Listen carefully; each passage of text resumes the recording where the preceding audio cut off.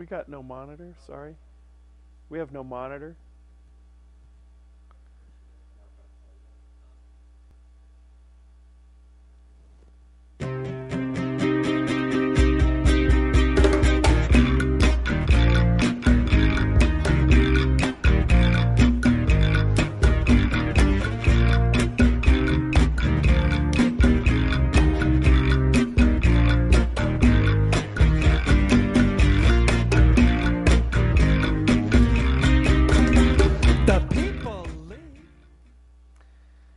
Hi, this is the Occupy Ukiah report for March 29th, 2012.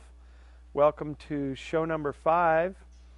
We've got a little bit to talk about today. We'll be talking briefly about the next Walmart meeting for the Planning Commission and when you can show up to observe their deliberations. We're going to have an update on Fukushima. I've got a nice Fukushima report off of greenpeace.org we're going to be reading a little bit from. And then I have a little interesting piece that many of you may have gotten on the internet called A Day in the Life of a Conservative.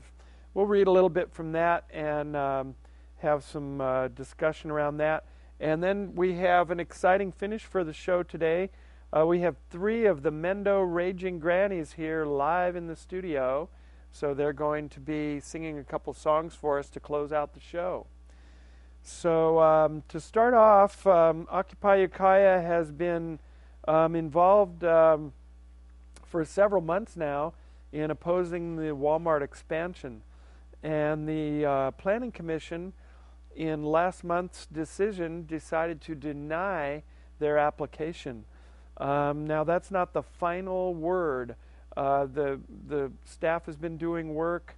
They're going to have another meeting, another Planning Commission meeting on April 11th. And hopefully that will be when they make their final decision. This could go to the City Council. It could still get overturned, but we're really hoping for things to stay with the decision that was made to deny the expansion. So what we're asking of you, the public, is to come out on April 11th at 6 o'clock to the council chambers there at Seminary, there at the Civic Center, and witness the deliberations. Let the Planning Commission know that we're not sitting back and thinking that the battle's been won. We're not giving up. We are going to watch their every move, and we're really hoping that the final outcome will be for no expansion of Walmart in our little town. So we hope to see you there, April 11th at 6 o'clock. Come and we'll sit together and we can all talk at the break, and it's better if we come in a group.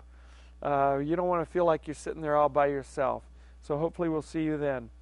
We'll be talking in the next show about the foreclosure issue. I was hoping to have some of that information on tonight, but it didn't happen. But the Board of Supervisors met on Monday, this last Monday, the 27th, or it was Tuesday the 27th, excuse me, and a couple of our Occupy members actually were on the agenda and did some presenting to the Board of Supervisors around foreclosure. And I would like to get that report from Tom Ray, who was one of the members, or Jim Stepler. He was another one of the members that was there.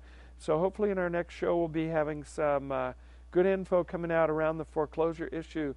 Just remember there are 500,000 foreclosures in the state of California slated for 2012. That's a lot of people getting kicked out of their homes. And to this day, we found through an audit that was done in San Francisco that many of those foreclosures were filed fraudulently. There was all kinds of illegalities and outright fraud involved in that paperwork. So we're suggesting that the same banks and same organizations were involved that were involved in filing these foreclosures in San Francisco. They're also operating up here in Mendocino County. And we can't imagine that their practices are going to be any different. So we'll be talking more about the foreclosure issue. I don't want to get into it today because we've got a lot that we're going to be talking about, and we've got the grannies coming up here in just a few minutes. I think next up we would like to talk a little bit about Fukushima. Just recently there was the 1-year anniversary of the Fukushima disaster, and I've been poking around a little bit on the internet, and a good friend of mine sent me a really interesting report from Greenpeace. It's the executive summary of the Greenpeace report on the Fukushima disaster. Now this summary is only 12 pages of a 52-page report that you can find on the Greenpeace website, and that is greenpeace.org. Now the only way once you get to that website that you can pull up this report is to, in their little search window there, you have to punch in lessons from Fukushima. And when you do that, you will get this nice 52-page report with great photos, and it's really worth reading. I think it's important that we all educate ourselves on the nuclear issue today. Very few of us really know much about it. You can't smell it, you can't taste it, you can't see it, you can't feel it until it's too late. Nuclear radiation is one of the most deadly, insidious things that we have to deal with in this world, and the nuclear reactors are one of the most dangerous science projects that we've ever undertaken on the planet. Hands down, no argument there from me. I don't know if many others would argue with that. I'd like to just read a little bit from this report, maybe just to raise some interest so that you will go to it. We'll just start off. It says it's been almost 12 months since the Fukushima disaster began. Although the Great East Japan earthquake and the following tsunami triggered it, the key causes of the nuclear accident lie in the institutional failures of political influence and industry-led regulation. It was failure of human institutions to acknowledge the real risk factors, a failure to establish and enforce proper nuclear safety standards, and a failure to ultimately protect the public and the environment. Greenpeace International commissioned a report that addresses what lessons we can take away from this catastrophe. The 1-year memorial of Fukushima accident offers a unique opportunity to ask ourselves what the tragedy, which is far from being over for hundreds of thousands of Japanese people, what this tragedy has taught us. And also, it raises questions. Are we prepared to learn? Some good points are brought up in this report. This is just the first page. How is it possible, despite all assurances, a major nuclear accident on the scale of Chernobyl disaster of 1986 happened again in one of the world's most industrially advanced countries? Japan is one of the most advanced. They are cutting edge when it comes to their nuclear technology, which basically means that we are still Neanderthals when we're dealing with this energy. We know enough to be dangerous, but we really don't know how to make it safe in the world. And the Japanese were no better than anybody else. When disaster hit with the perfect storm, they were helpless as babies in the face of these reactors that were running away. Why did the emergency and evacuation plans not work to protect people from excessive exposure to the radioactive fallout and the resulting contamination? Why is the government still failing to better protect its citizens from radiation 1 year later? Why are the over 100,000 people who suffer the most from the impacts of the nuclear accident, why are they still not receiving adequate financial and social support to help them rebuild their homes, lives, and communities? So it's not just in this country that the government fails to take care of its citizens during a huge disaster. As we saw in Katrina, which Katrina, if you were to compare it to Fukushima, is like a little kid splashing water in a mud puddle. It wasn't much. Fukushima is going to be dangerous for thousands and thousands and tens of thousands of years. Katrina is pretty much over. It just needs to have the levees improved and the city rebuilt. And look at how paralyzed the whole country was over Katrina. Can you imagine if this were to happen in our country? Can you imagine if one of our nuclear sites here in California, one of the 2 plants that are running, was to have a huge earthquake and tsunami just down the road from us, basically? Would our air be safe? Would our seafood be safe? Would our crops be safe? The wind can blow any direction. What would be, how safe would we feel about drinking milk? There's no end to it. So this is what the people in Japan have been dealing with and are still dealing with. Number 1 of things that we can take away, these are fundamental questions that I previously mentioned here that we need to ask to be able to learn from the Fukushima nuclear disaster. This report looks into them and draws some important conclusions. The first conclusion is, number 1, the Fukushima nuclear accident marks the end of nuclear safety. It's the end of the nuclear safety paradigm. Really, if anybody tries to argue, and lots of politicians are going to continue, they're trying to build some down in, I believe it's Georgia. They're going to argue that it's still safe.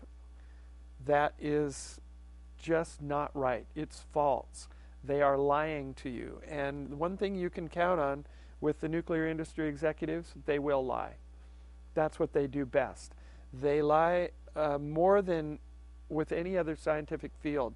If you do a little research of any accident that has happened, the first words that come out of the government or the executives of these companies' mouths will not be right. You can count on that.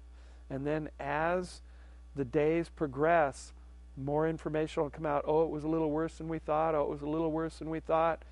And even once it's over, they will not be telling the truth. You can count on that. But that's the exact progression that the Fukushima disaster took. It was, oh, it's not so bad. Oh, it's a little worse than we thought. Oh, it's a lot worse than we thought. Oh, it's getting better. We've got it under control. Oh, it's worse than we thought. It will always be that way. That's how they operate. One of the other conclusions that this report draws is, number 2, the Fukushima nuclear accident exposes the deep and systemic failure of the very institutions that are supposed to control nuclear power and protect people from its accidents. So the Nuclear Regulation Authority, the International Atomic Commission, all these agencies are basically not doing a very good job because you know what? They really can't. You really can't do a good job with this. They can make it look good. They can sit up there in their suit and tie and say, we got it all under control. We can withstand anything.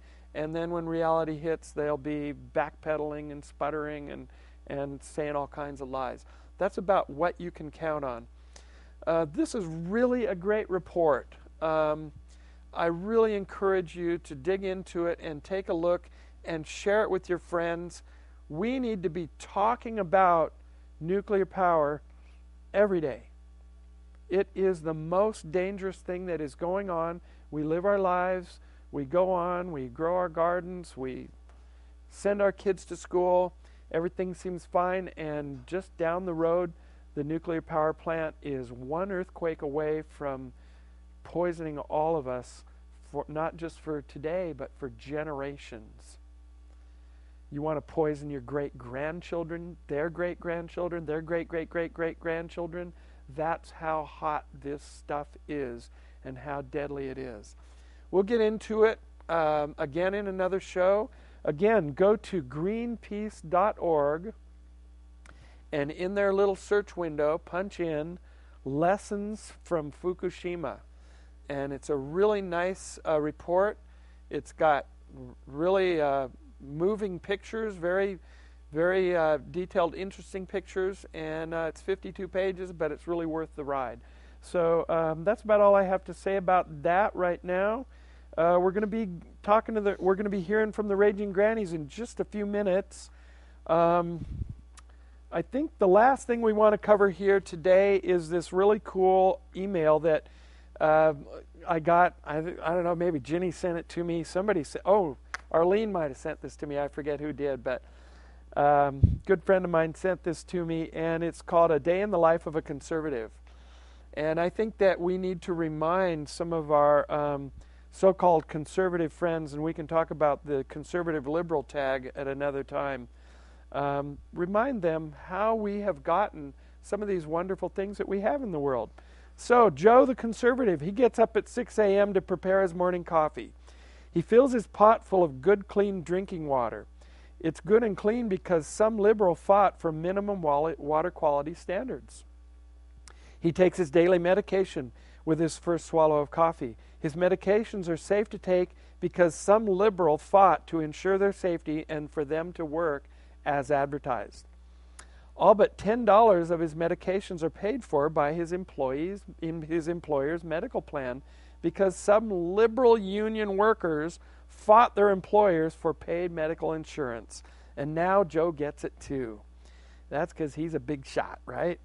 He prepares his morning breakfast, bacon and eggs this day. Joe's bacon is safe to eat because some liberal fought for laws to regulate the meat packing industry. Joe takes his morning shower, reaching for his shampoo. His bottle is properly labeled with every ingredient and the amount of its contents because some liberal fought for his right to know what he was putting on his body and how much was contained. Joe dresses and walks outside and takes a deep breath. Oh boy, the air is clean because some tree-hugging, freaky liberal fought for laws to stop the industries from polluting our air. He walks to the subway station for his government-subsidized ride to work on the subway. It saves him considerable money in parking and transportation fees. You see, some liberal fought for affordable public transportation, which it gives everybody the opportunity to be a contributor. Joe begins his workday. He has a good job with excellent pay, medical benefits, retirement, paid holidays, and vacation. Why? Because some liberal union members fought and died for these working standards. Joe's employer pays these standards because Joe's employer doesn't want his employees to call the union. If Joe's hurt on the job or becomes unemployed, he'll get worker compensation or unemployment check from them because some liberal didn't think he should lose his home because of his temporary misfortune. It's noontime. Joe needs to make a bank deposit so that he can pay some bills. Joe's deposit is federally insured by the FDIC because some liberal wanted to protect Joe's money from unscrupulous bankers who ruined the banking system before the Depression and again after the Depression. Joe has to pay his Fannie Mae underwritten mortgage and his below-market federal student loan because some stupid liberal decided that Joe and the government would be better off if he was educated and earned more money over his lifetime. Now Joe's home from work. He plans to visit his father this evening at his farm in the country. He gets in his car. He drives to his dad's. His car is among the safest in the world because some liberal... who's that guy that ran for president that everybody hates? Huh? That's the guy. Ralph Nader fought for car safety standards. He arrives at his dad's home where he grew up as a boy. He was the third generation to live in the house financed by Farmers Home Administration because the bankers didn't want to make rural loans. The house didn't have electricity until some big government liberal stuck his nose where it didn't belong and demanded rural electrification. Those rural Republicans would still be sitting in the dark. He's happy to see his dad, who is now retired. His dad lives on Social Security and his union pension because some liberal made sure he could take care of himself so Joe wouldn't have to.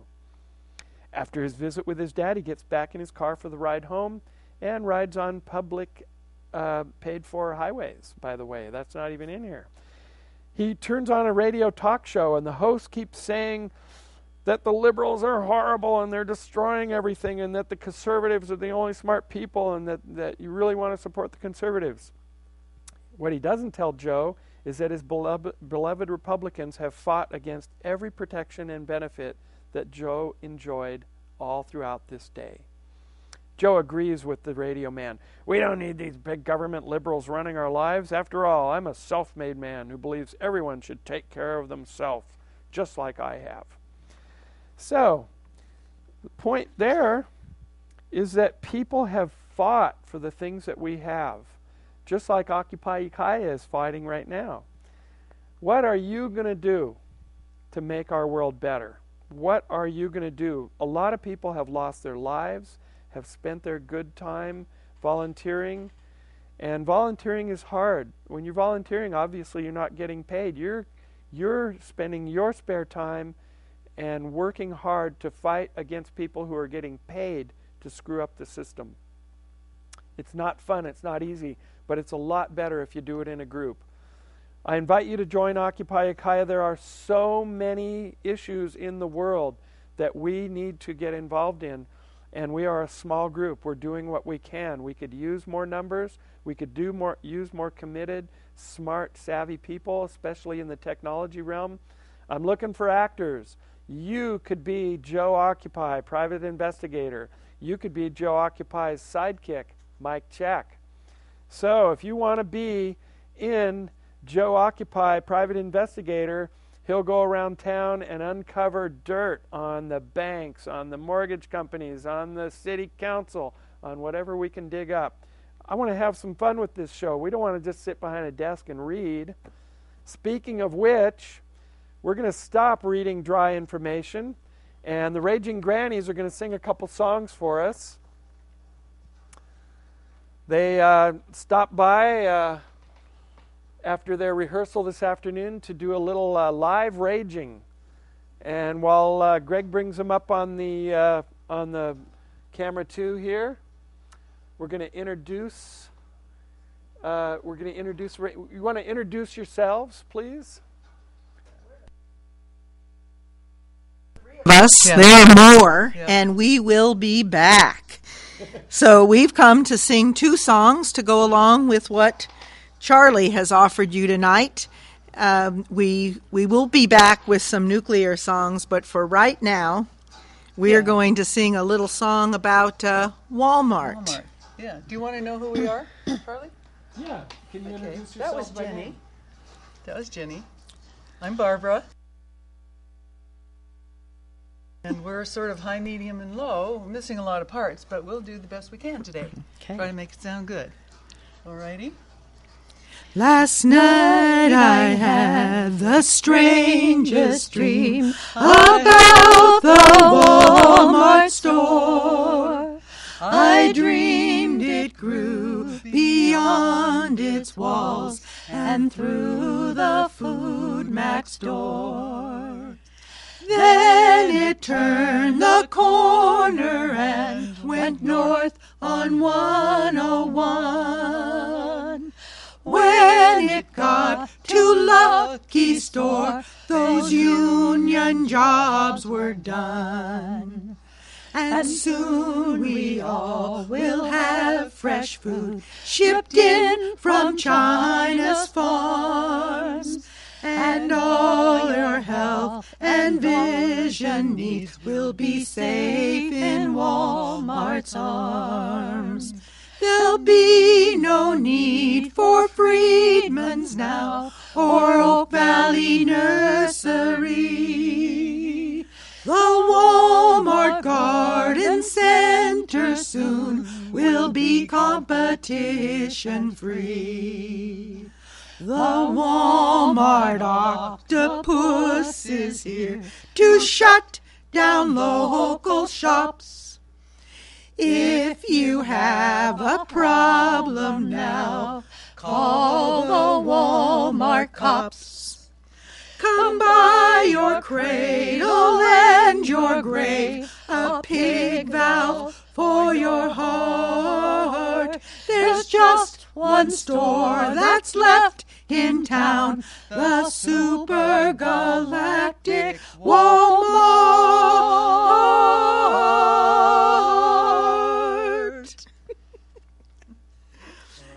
So now we have a little song to sing. This isn't a little song. This is a big song. This is about our lives right now. Yeah. And as Charlie just spoke about, there's some hard times. Yeah, and this is an old folk song that's been around for a long time, and we rewrote words and made it a little bit more modern, talking about a lot of the things that are wrong today. Okay?